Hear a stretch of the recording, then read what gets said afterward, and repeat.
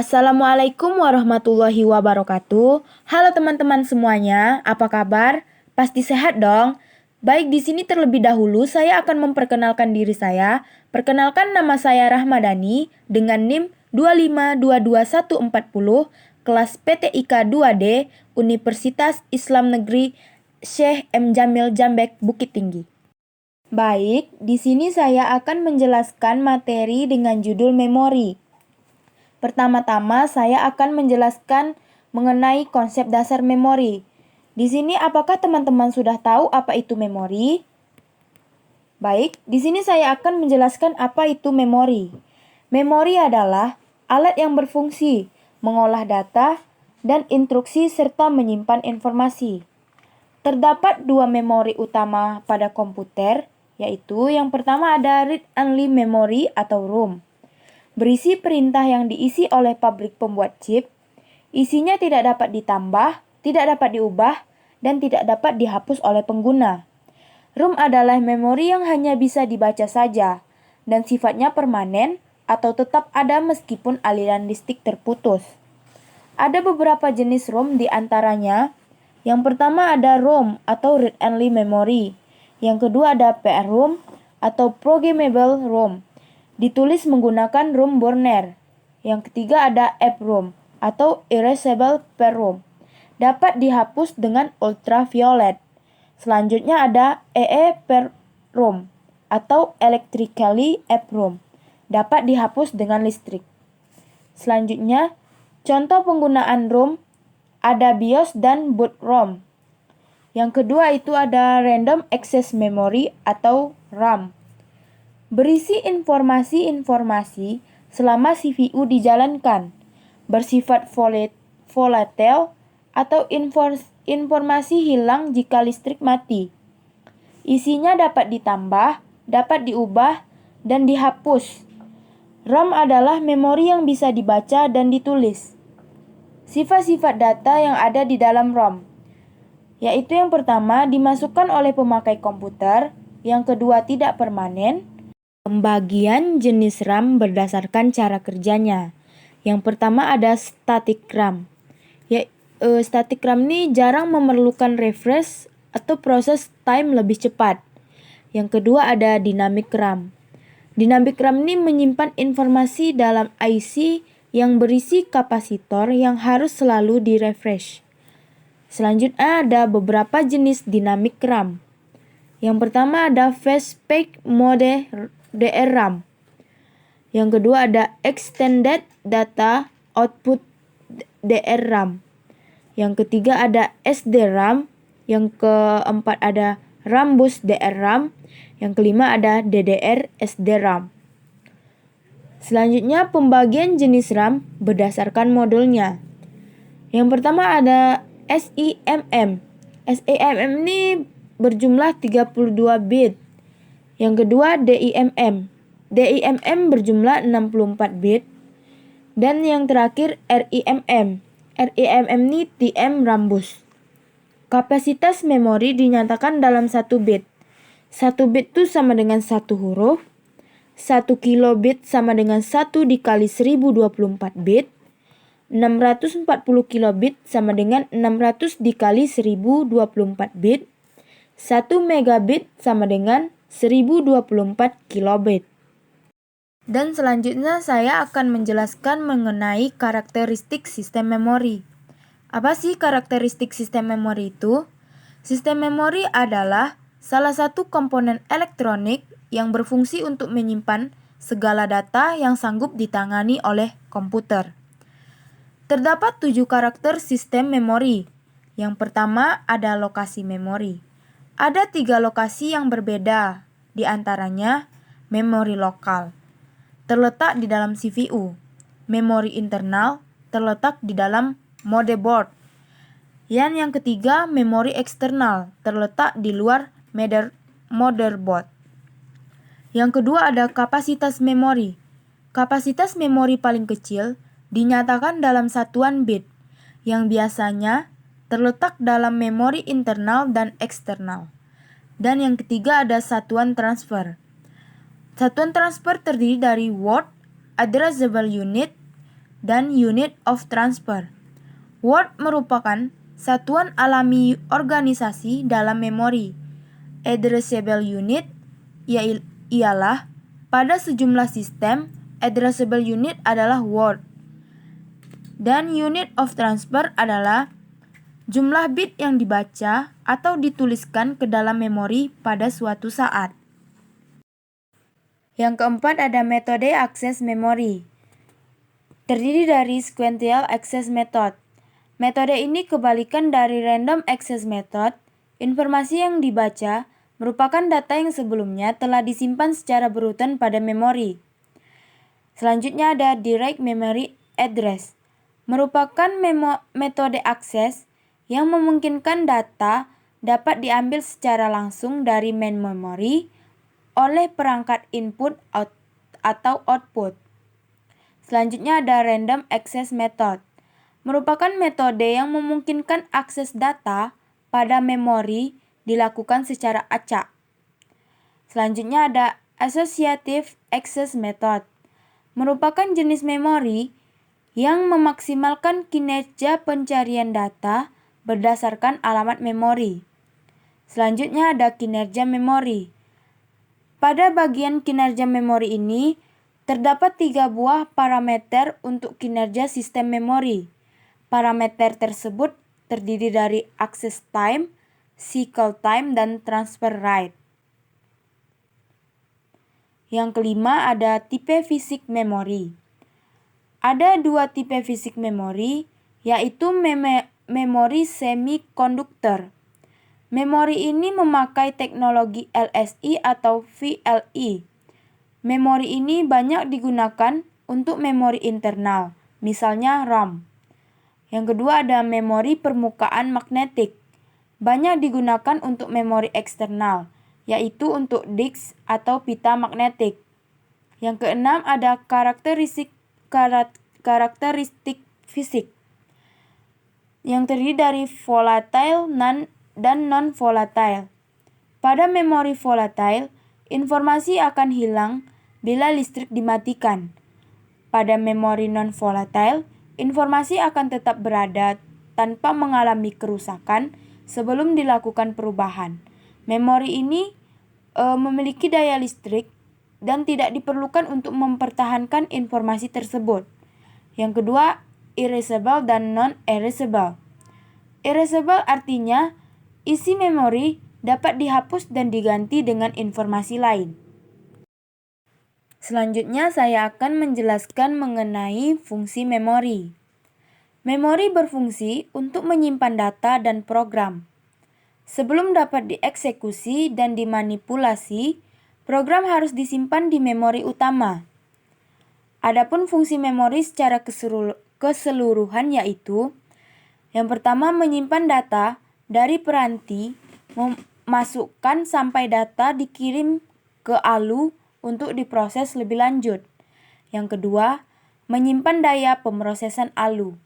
Yang ketiga, menyimpan instruksi dari sebagian besar perangkat input.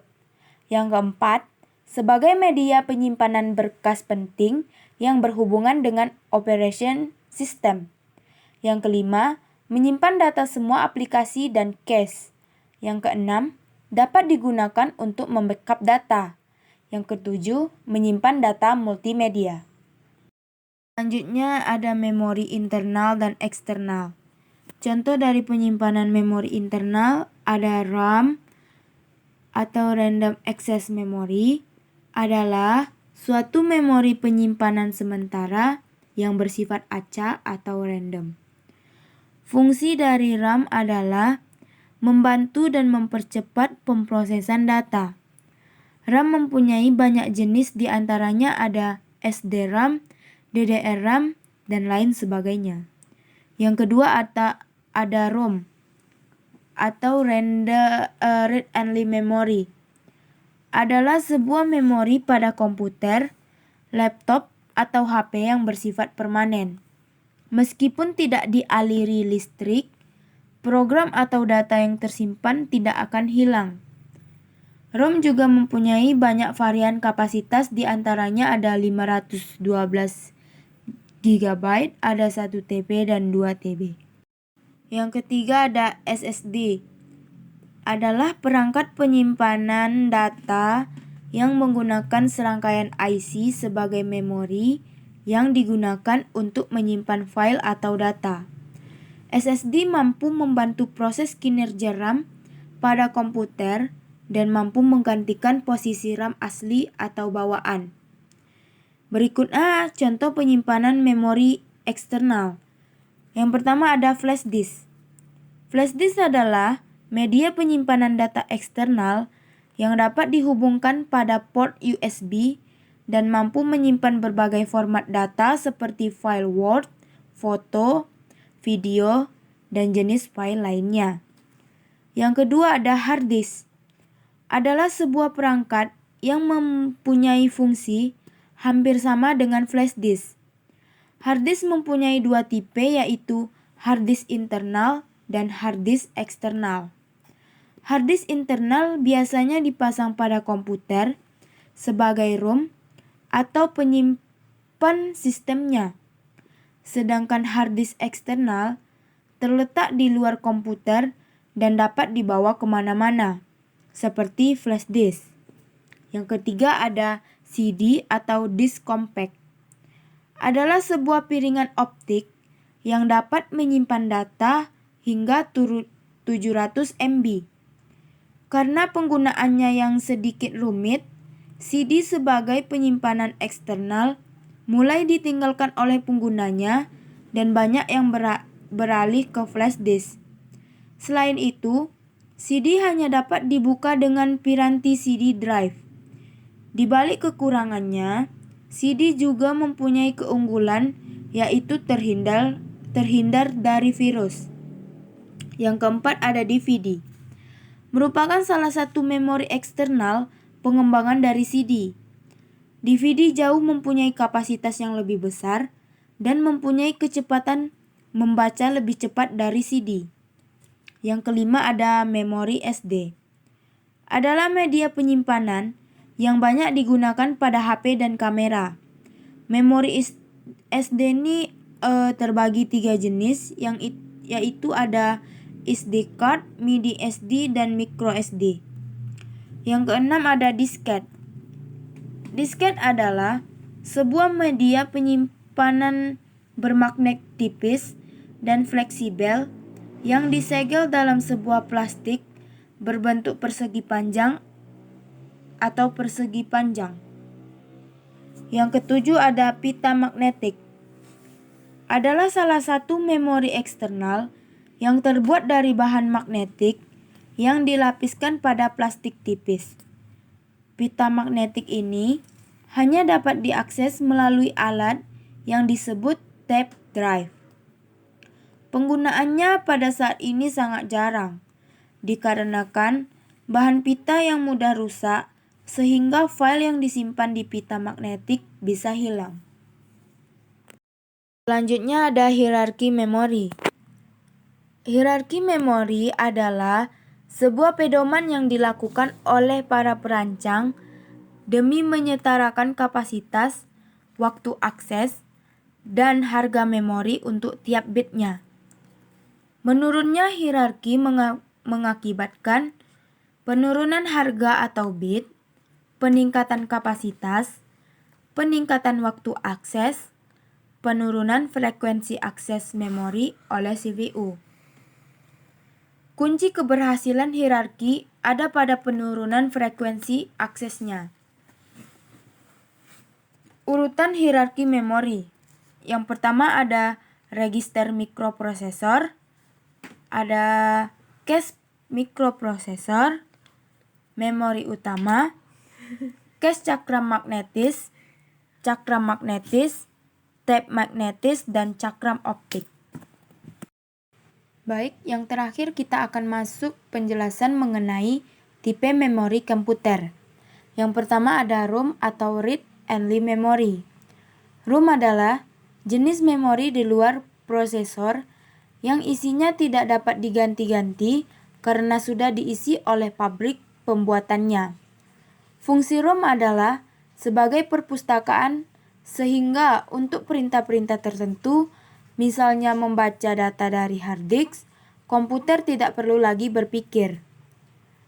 ROM juga berisi fungsi untuk menghidupkan komputer atau booting. ROM jenis ini sering disebut juga dengan BIOS, singkatan dari Basic Input Output System. Pada waktu komputer dihidupkan, BIOS akan memeriksa konfigurasi komputer. Apabila BIOS tidak menemukan boot sektor, komputer tidak dapat hidup. Apabila BIOS menemukan boot sektor, modul-modul sistem operasi akan dimuat ke dalam memori dan komputer siap digunakan. Yang kedua ada RAM atau Random Access Memory. RAM adalah memori di luar prosesor yang berfungsi untuk menampung data dan program yang sedang diolah. Fungsi RAM adalah mendukung memori utama. RAM berbentuk keping memori yang dipasang pada slot khusus yang ada di motherboard.